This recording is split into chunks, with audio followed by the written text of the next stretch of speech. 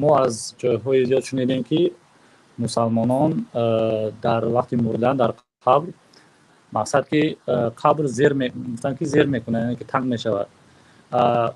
آدمایی میگن که مقصد هم وقتی که قبر زیر میکند یعنی که تنگ میشود، برای آدمی مسلمان این یک رنگی آغوش مادر یعنی که مهربان یگان هر چه ندارد میگن، و برای آدمان کافر میگویند این عذابی دهشت است.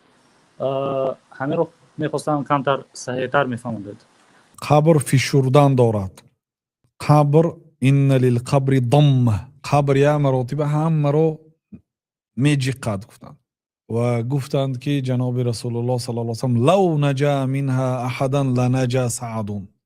اگر کسی از عذاب قبر، یعنی از همین یک فشردن قبر، این عذاب نیست، این یک فشردن قبر مانندی مثلا در دنیا یا آدم از گرمی اذیت میبیند، از خنوکی اذیت میبیند، از گرسنگی اذیت میبیند کو، یا فرزندش میمرد اذیت میبیند، یک مانند همین اذیتی طبیعی هست.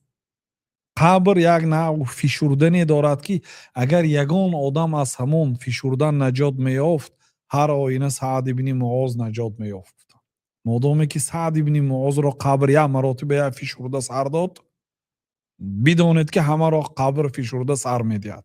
لیکن البته این برای مسلمان یعنی این یک عذاب نیست یا عذابی بردوام نیست، یک فشرده سر دادن است که این سنت الله تعالی هست، از وی کسی نجات نمییابد.